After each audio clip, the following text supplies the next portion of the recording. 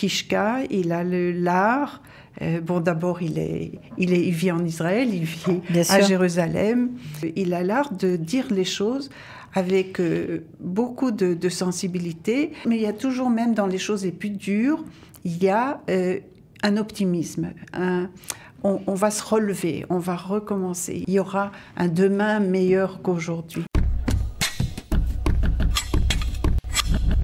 La revue à la page, revue culturelle de langue française en Israël, en est à sa 7e édition. Pour en parler, nous accueillons bien la fondatrice de cette revue, la rédactrice en chef, Liliane Limonchik. Elle est avec nous sur le plateau. Bonjour Liliane. Bonjour Cathy. Comment ça va? Merci de m'accueillir chez vous dans votre émission. Avec plaisir, parce que c'est vrai que les initiatives francophones, on va dire, s'appauvrissent, et surtout les initiatives plutôt intellectuelles. On aborde différents sujets qui parlent d'Israël, des Juifs. Comment vous avez décidé cette année de choisir vos sujets avec l'année éprouvante que nous avons passée? J'étais déterminée à ne pas faire une revue uniquement sur les choses difficiles et pénibles de l'année. Il fallait montrer aussi que la vie continue, malgré qu'Israël vit un drame quotidien depuis un an, c'est certain, mais parallèlement, dans la vie juive et dans la vie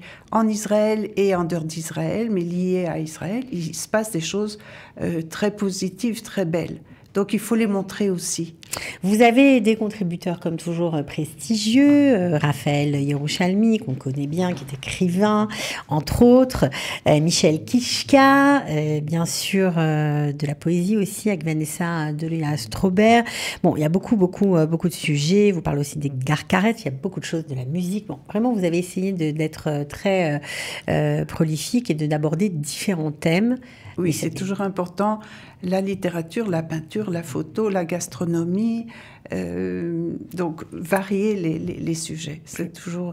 Et aussi une des choses qui importe, c'est pas seulement me centrer sur ce qui se passe à Jérusalem ou à Tel Aviv ou même à Paris, mais comme dans cette revue, il y a même un photographe qui en fait est de New York, mais amener une ville qui est peut-être moins connue.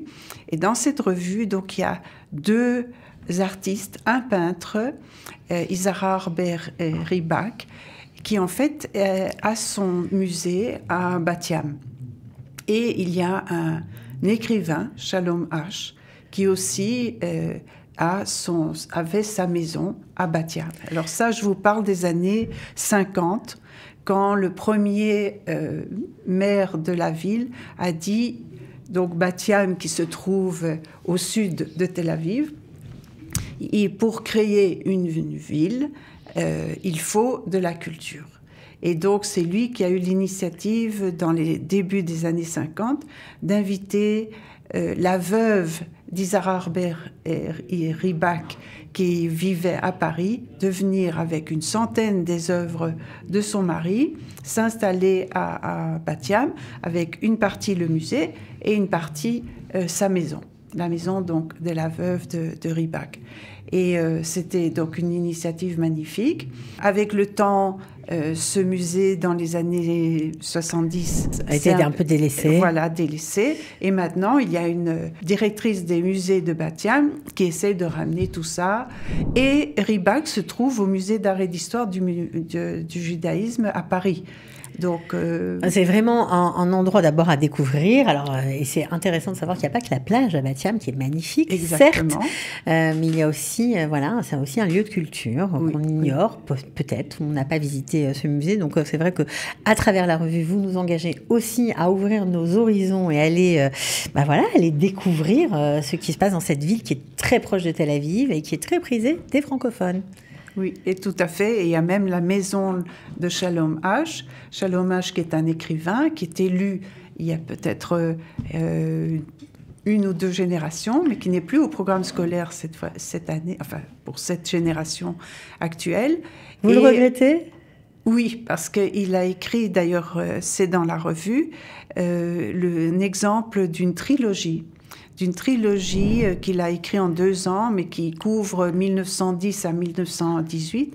et une trilogie qui se passe entre Pétersbourg, Varsovie et Moscou. Voilà, avec une préface pour Pétersbourg de Stefan Zweig. Et donc, oui, exactement. Ça en dit long sur la qualité de l'écrivain, c'est sûr. Oui. Donc voilà, à redécouvrir ou à découvrir pour ceux qui ne le connaissent pas. C'est ça qui est aussi intéressant dans la revue, c'est que vous donnez des comment on appelle ça, on dit ça en hébreu, des teimotes, vous donnez des introductions sur certains thèmes qui donnent envie ou de réfléchir ou d'aller plus avant. Exactement. Alors il y a aussi pour ceux pour qui ou la poésie, ou ça qui est sympa aussi chez vous, c'est qu'on peut trouver toute forme d'expression. Pour qui la poésie ou la littérature, c'est un peu plus compliqué. Eh bien, il y a des romans graphiques dont vous parlez, voilà, très différents, mais qui parlent bien sûr ou des Juifs ou d'Israël. C'est un article qui a été écrit par Julien Pelé, on le salue, hein, on connaît bien Julien, où Michel Kishka est largement représenté avec ses romans graphiques, L'autre Jérusalem, Falafel, sauce piquante, et puis bien sûr Deuxième génération.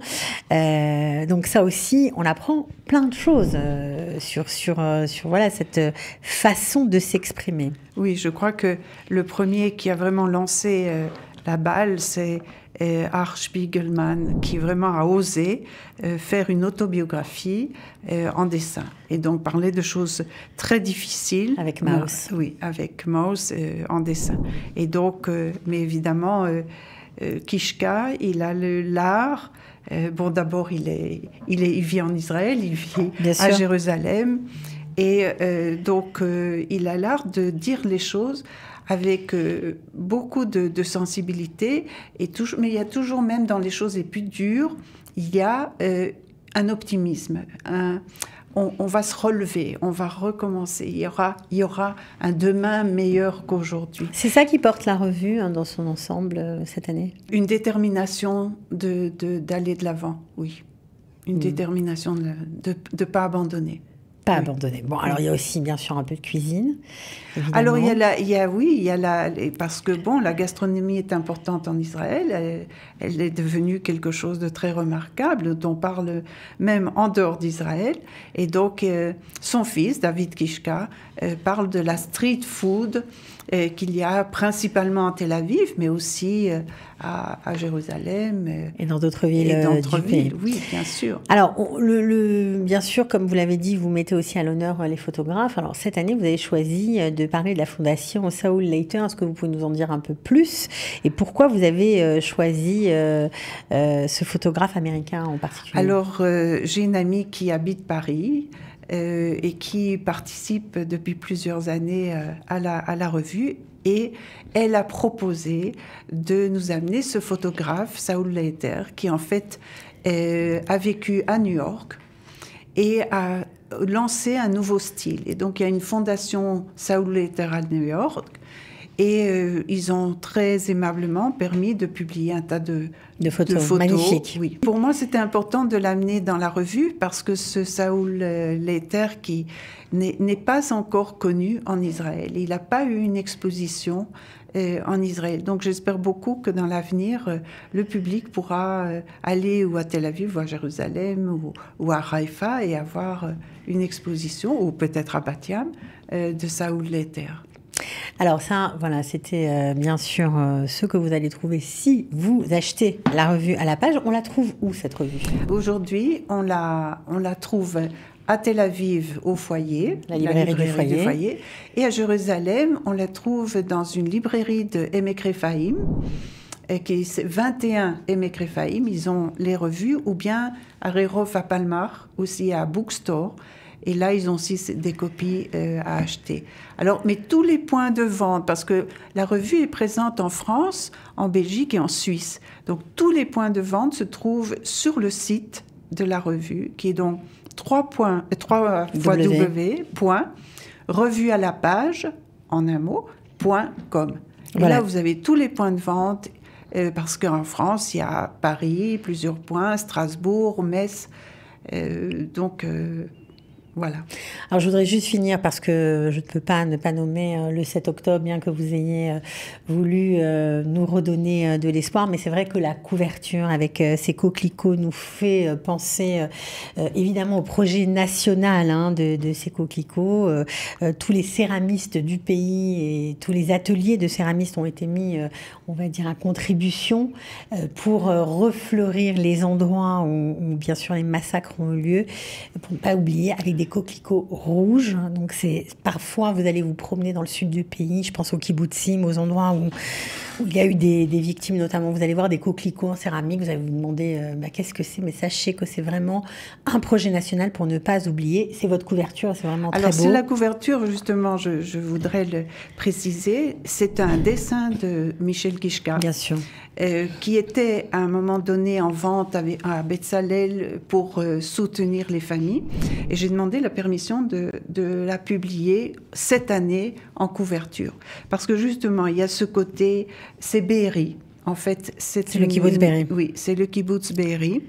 Mais d'un côté, il y a donc le drame qui s'y passe. Et alors, la couverture, en fait, c'est une partie du dessin de Kishka. Et il a demandé que dans la revue, mettre la deuxième. Il y a l'original, c'est-à-dire entier. Ouais. Parce que pour les proportions de la couverture, il a fallu un peu modifier. Et en face, les lecteurs le verront, en face de cette image originale, il y a une autre image, aussi de Be'eri, qui est en fait le drame. Un terroriste. Mais comme il dit, c'est très difficile pour quelqu'un qui fait des dessins de dessiner l'horreur, mais voilà, Kishka c'est y arrive. Un thème, bien sûr, oui. Il dit dessiner l'horreur, un terrible défi pour tout dessinateur. Donc voilà, on était obligés de parler, bien sûr, de ce massacre parce que ça fait partie de nous, parce que nous avons dû nous confronter à tout ça. Il y a aussi un autre très beau dessin de Kishka qui interroge l'avenir du conflit, même du pays, voilà, avec les otages, des points d'interrogation, des ballons qui s'envolent. Voilà, c'est vraiment très fort. En tout cas, merci pour ce travail, Liliane. Voilà, merci de m'inviter à votre émission. On espère que les lecteurs seront nombreux. À bientôt. Merci beaucoup.